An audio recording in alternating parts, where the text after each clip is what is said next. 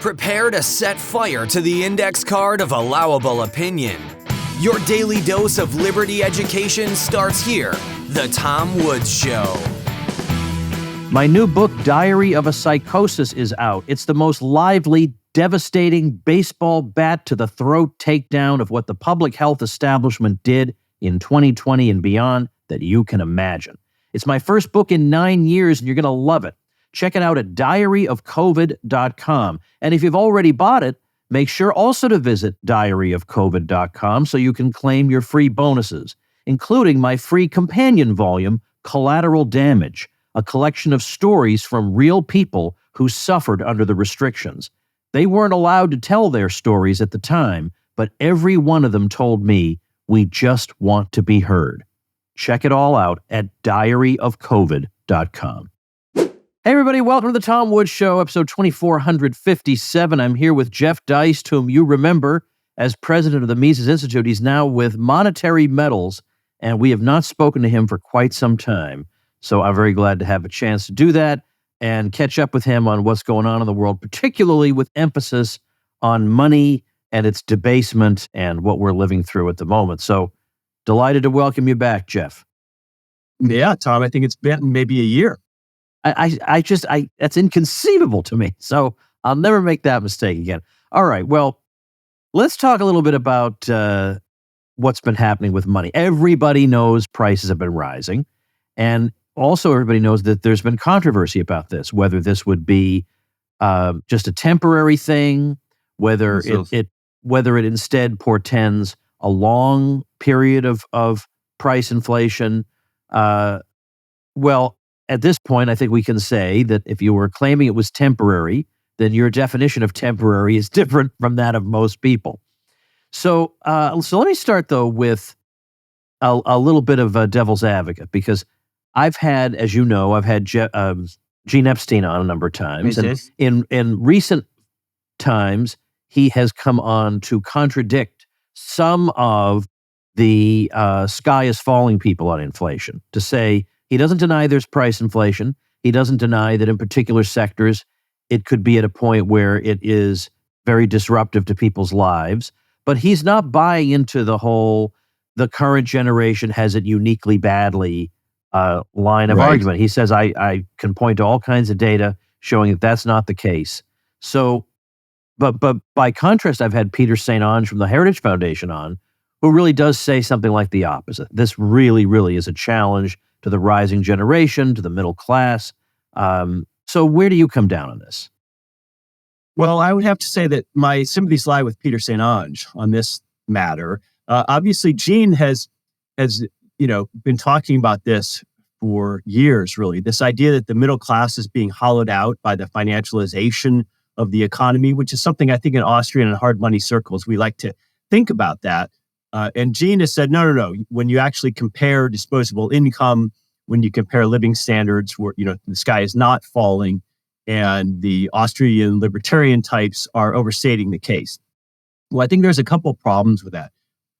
First of all, we really we live in an era where basic things that our grandparents and our parents took for granted, like buying a house, getting a certain job, maybe getting married, are no longer things that young people can take for granted. So I really do think that, especially in housing, young people have gotten a bad deal. And by young, we could say really anybody under 40 at this point. So there really is a profound and marked difference in the housing market since Gene was a young man. And there's a lot of reasons for that. We can't lay all of that at the feet of the Fed, of course. We need far more houses and far cheaper houses in the United States. And that goes to things like the regulatory superstructure and zoning and other things beyond just central banking and interest rates. But nonetheless, it is harder, I believe, for young people today.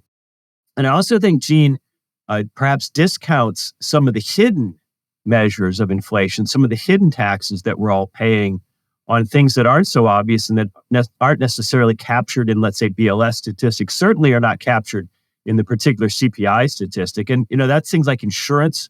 Homeowners insurance has been rising radically. Car insurance has been rising radically. Health insurance has been rising radically. And of course, everyone either rents or pays a mortgage. So we're all going to absorb that cost in some sense. School and private school and college tuitions have been rising radically. Those copays you pay at the doctor have been rising. Pharmaceutical prices have been rising. So there's a lot of other factors that underpin our material lives apart from simply, let's say, the cost of gasoline or the cost of a gallon of milk or a loaf of bread. So it's not so simple to compare across eras. And I think while Gene makes some good points, I think we also have to understand that this is a bit of an apples and oranges comparison, especially with respect to, let's say, housing and automobiles. I mean, the houses our great-grandparents bought in, let's say, the 1930s and 40s were much smaller. If you go to one of the surviving houses today, you'll see the closets are tiny. They maybe had no garage or a single car garage, and the building materials were more rudimentary. You can't really compare that to a 3,000 square foot McMansion today with, 2 air conditioning compressors and all kinds of foam insulation and granite countertops and things like that. So it's an apples and oranges comparison for housing because we've simply gotten used to having fancier houses. And I think the Fed has something to do with that. Similarly with automobiles, if you compare a 2024 Toyota Camry to the 1970-something Dodge Dart that my dad bought, they're really not the same thing. I mean, that Dodge Dart wouldn't even go 100,000 miles probably in terms of safety, reliability, fuel efficiency, just the comfort of the car, the way it rides. I mean, modern cars are marvels. So they cost a lot more, but they're also really a different good in many ways. So it's But kind of isn't like it a shame comparing. though? But it's in parentheses though. Isn't it a shame that the basic model that some people would consider perfectly adequate, and obviously millions and millions of people lived with them perfectly happily in previous generations, is not available for whatever reason? And when I say whatever reason, I mean probably they're increasing requirements for these cars. They have to do this, they have to do that, they have to get this gas mileage, and then it becomes hard to get that entry level car. Well, in vast parts of Asia and the third world as well, you can buy very stripped down new cars, oftentimes Yeah. from Chinese manufacturers, but even from Japanese manufacturers. Like the Toyota Land Cruiser has a version that sells overseas that has roll-up windows, that doesn't have airbags, it's much lighter. As a result, of course, it gets better mileage than it otherwise would. So a lot of this is the U.S. regulatory structure. Backup cameras are mandated, airbags are mandated. Everybody has automated windows and air conditioning and all these bells and whistles. So in part, that's not just the market.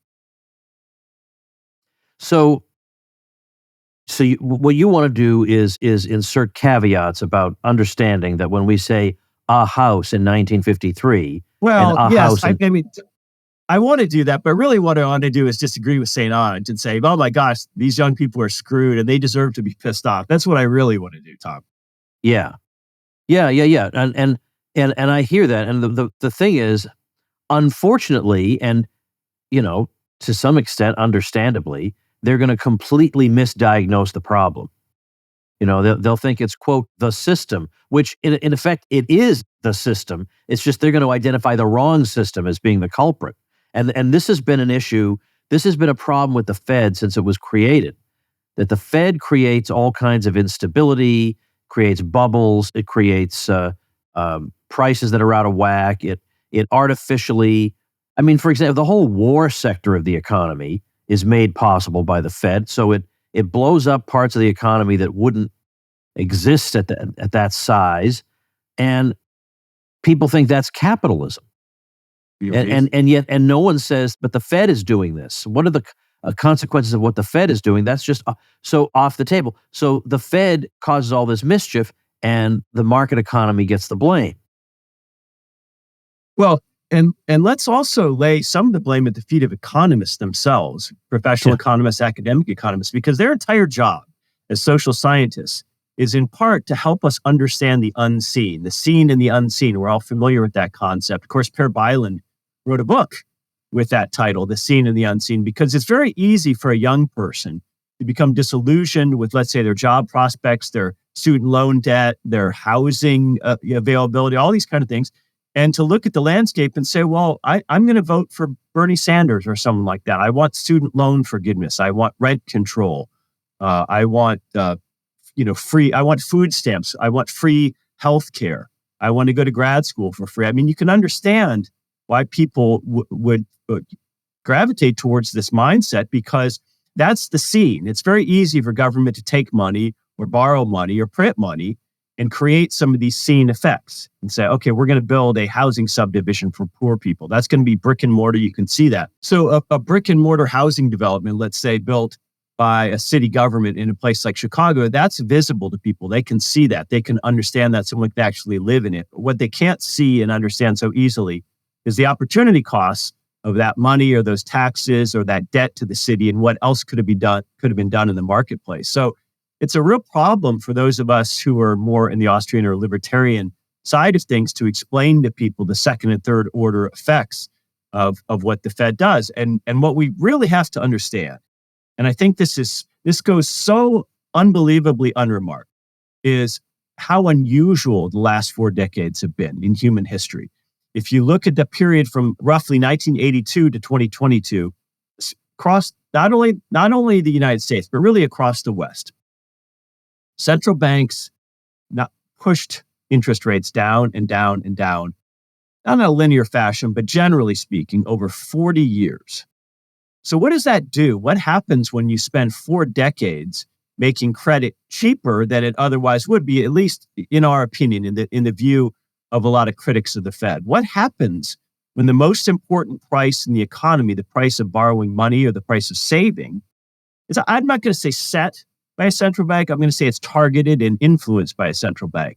What happens? I mean, that's the question that David Stockman asks in The Great Deformation. And I would argue that what happens is actually very profound, that saving becomes less and less attractive to people, borrowing becomes more and more attractive to people, and that filters out, that flows through the economy in ways which are just absolutely remarkable, in ways we don't think about too much.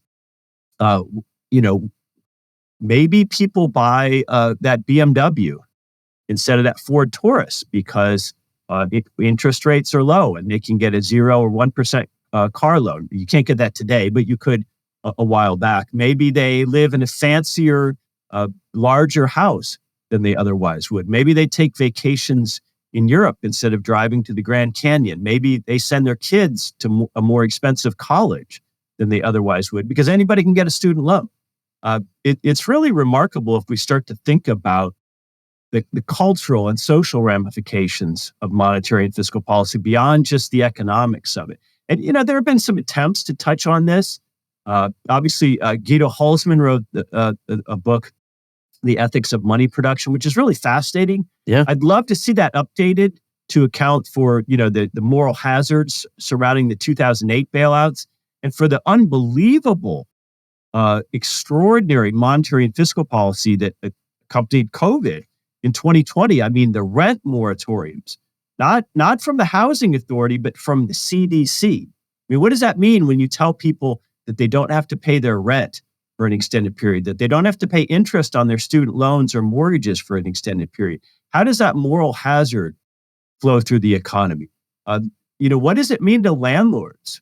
What does it mean to the so-called rule of law? When you purchase, let's say, a townhouse or a condominium as a rental property for extra income, thinking that, well, if I don't get paid rent, in my town, I can go to the local court system, use the eviction process, and have the people out, let's say, within a month at not too much legal expense to myself, and I can fix it up and rent it again. I mean, that's a presumption.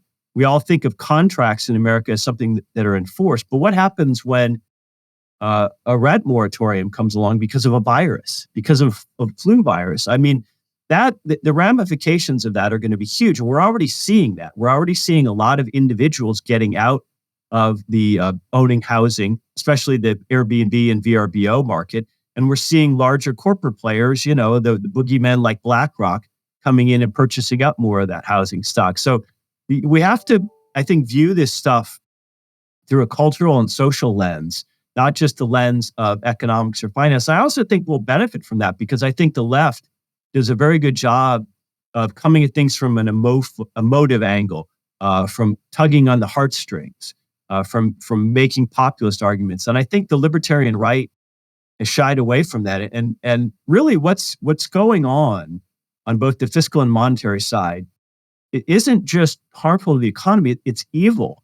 it's contrary to human nature, to the whole thrust of human civilization, which is capital accumulation and cultural accumulation over decades. And when we start to mess with that, when we start to encourage people through policy to basically consume material and cultural capital rather than build it and save it, we're in trouble. And we're not just in trouble economically, we're in trouble, I would argue, morally. Hey everybody, quick word from Woods here. It's my goal to have the best supporters program out there, better than anything on Patreon or anywhere else. Support the Tom Woods Show, and not only do you get entry into my no censorship Tom Woods Show elite group, but you also get the 16-page Tom Woods elite letter mailed to your home every month. Who else is doing that? This is all new material, completely different from the emails I send, and it is red hot. My supporters also get invites to my murder mystery dinner parties that I've been holding around the country. I'll be adding more cities soon to woodsmystery.com. I hold these in penthouse suites at luxury hotels with a beautiful catered dinner. It's a ton of fun. I also invite my supporters to my annual Christmas party, and the higher up you go as a supporter, the more things you get. Some supporters even get a small gift in the mail from me every month in addition to the newsletter. So go check it out, supportinglisteners.com. You will not believe all the goodies at supportinglisteners.com. And my profound thanks to all of you. All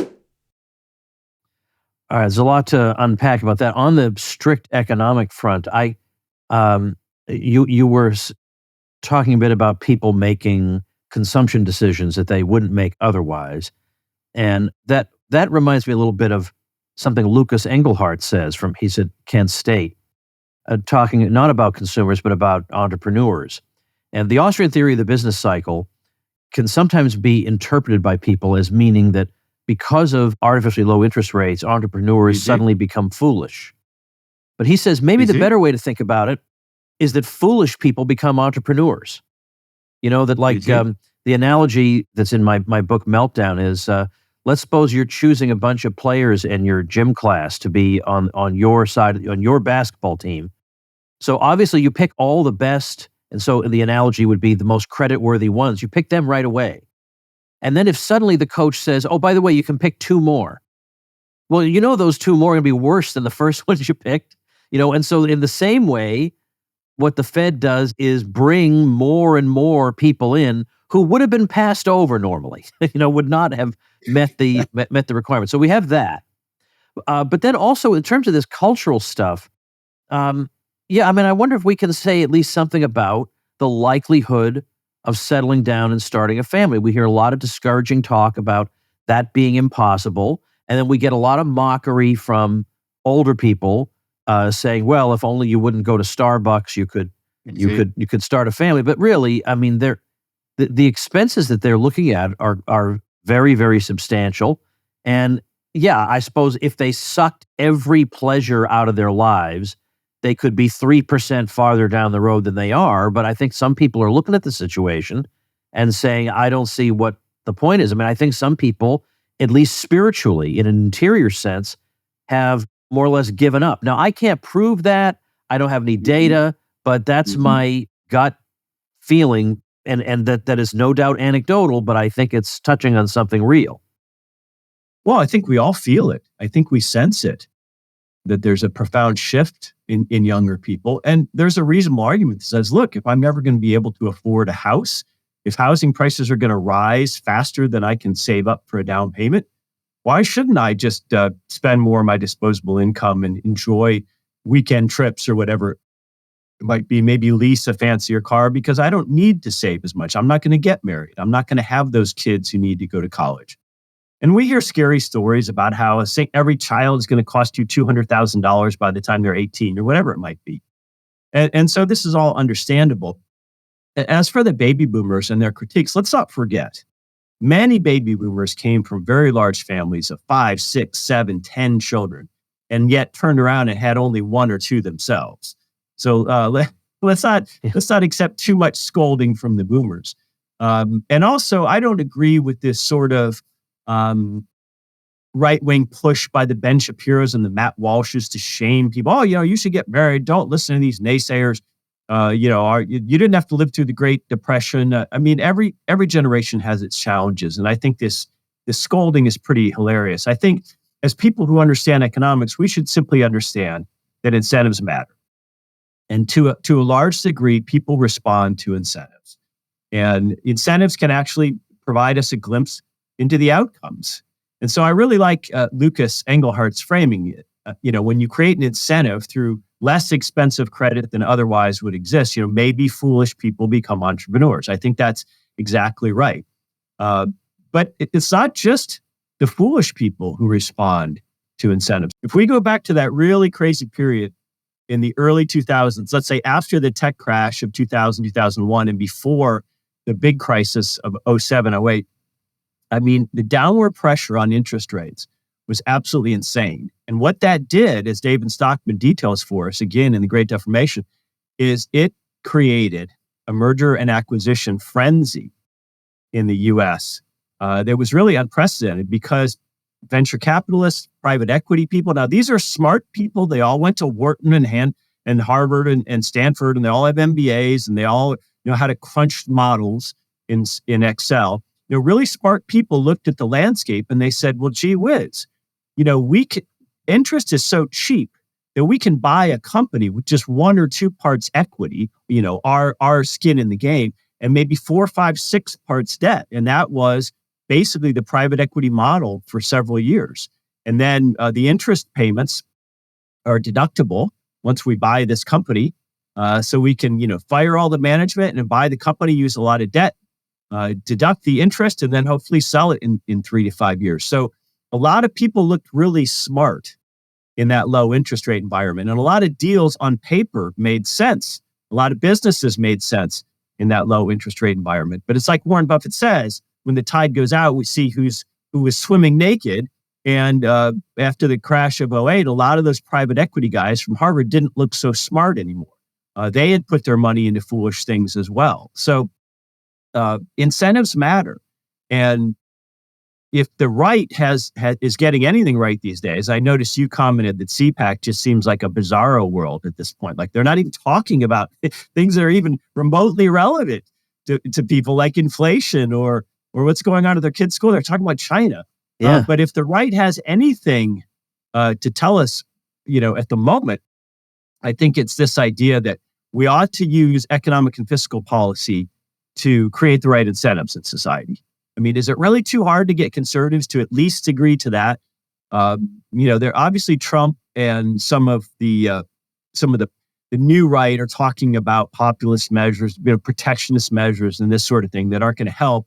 They're actually going to hurt. But it's good that we are at least thinking about the connection between economics and culture, between how people actually live, whether they behave more morally, whether they behave in ways that actually spread out and benefit society, like having families, like buying homes and being productive and creating, responsible children for the next generation. We ought to be, crossing this bridge between economics and morality and how people live. And that's I think a field which remains wide open for economists. They don't like to do that. Economists, we become so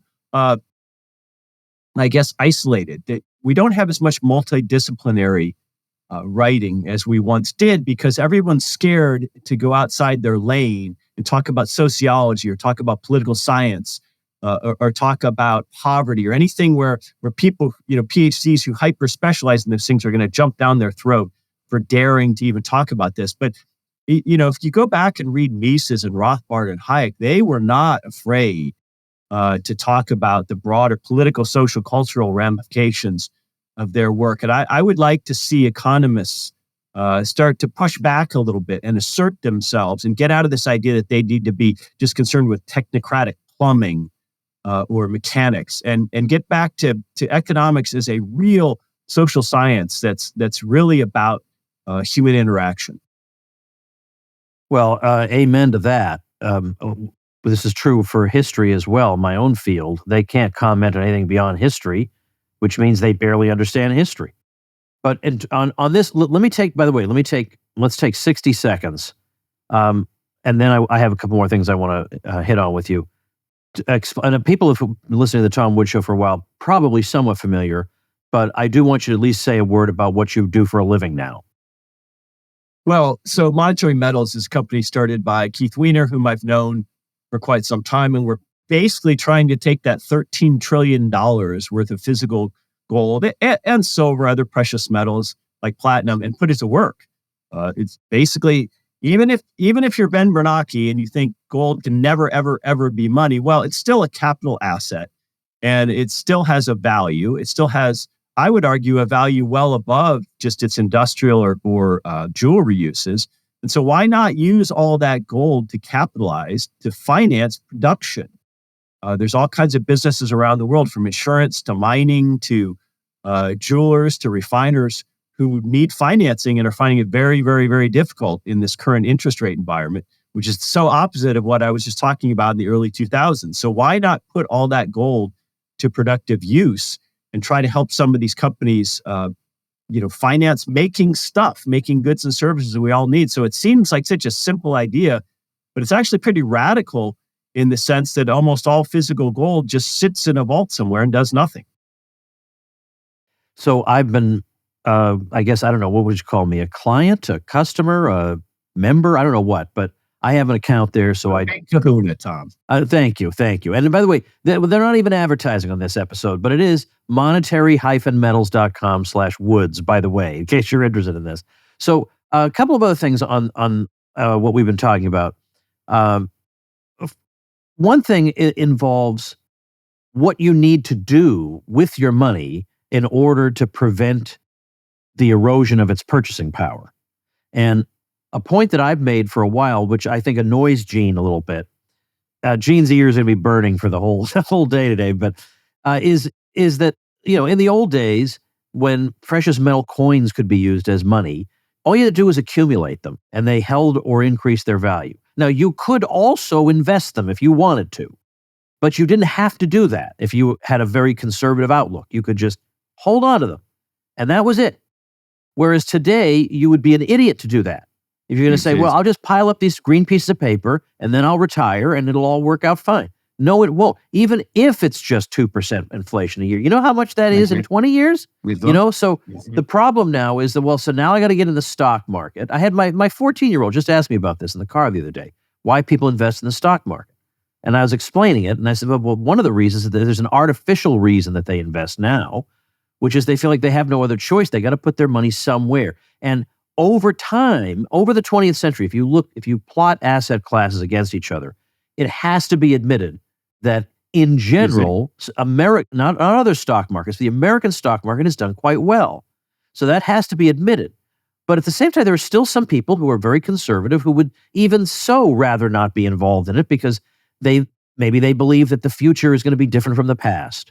Or maybe they believe that because of their bad luck, they'll get in at just the wrong time. And then at the end, they'll be worse off than they were before. Whatever it is, Gene will say, "Oh, don't worry about that, Tom. Just put your money in a fund that's had good historical performance, and you'll be just fine." I mean, maybe not. But the point is, you have to think about your money more than you would have otherwise, and you have to consider all these options that you might not be qualified to decide between. Well, that's entirely true. I mean, even brilliant, the aforementioned Wharton PhDs who spend 16 hours a day in the stock market sometimes lose their shirt. So what's the average guy or gal supposed to do? I mean, most of us are not wired to spend a lot of time studying financial markets. It's very difficult for average people, especially, let's say, elderly people, less financially sophisticated people, to have to go out and effectively chase yield, which is what you're talking about, because inflation is higher than our government admits. They currently admit to about 3.1% year over year in January 2024. But okay, I would argue it's higher than that. But my grandparents, by contrast, could simply go to work and save more than they spent. They could save that in dollars.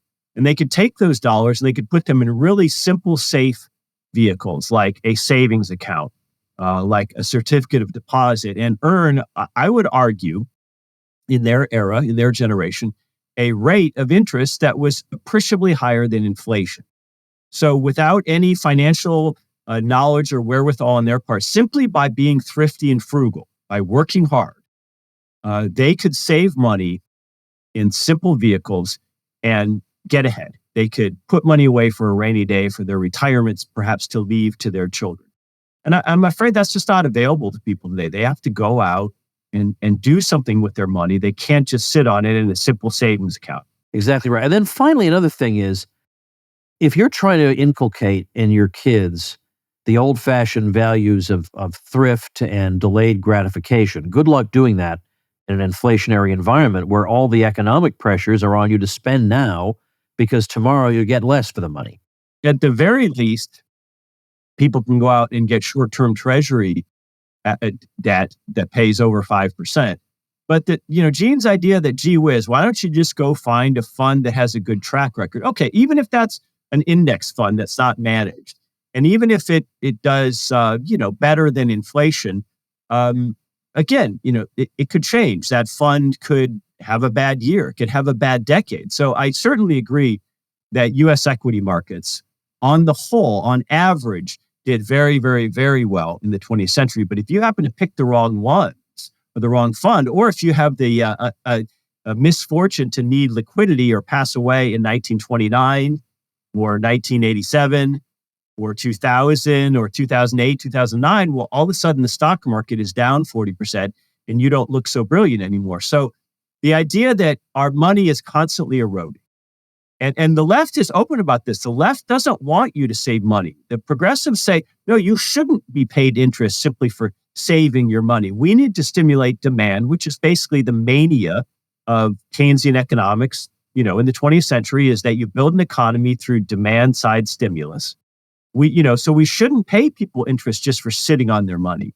People should lose money to inflation. In fact, we should even have negative interest rates nominally to force these rich guys to just stop putting all their money under a mattress or something. I mean, this is an actual line of thinking, when in fact we know the opposite is the case. People ought to be able to just hold on to their money through thrift and be able to retire or leave something to the next generation. And when that's lost, I think America's in real trouble.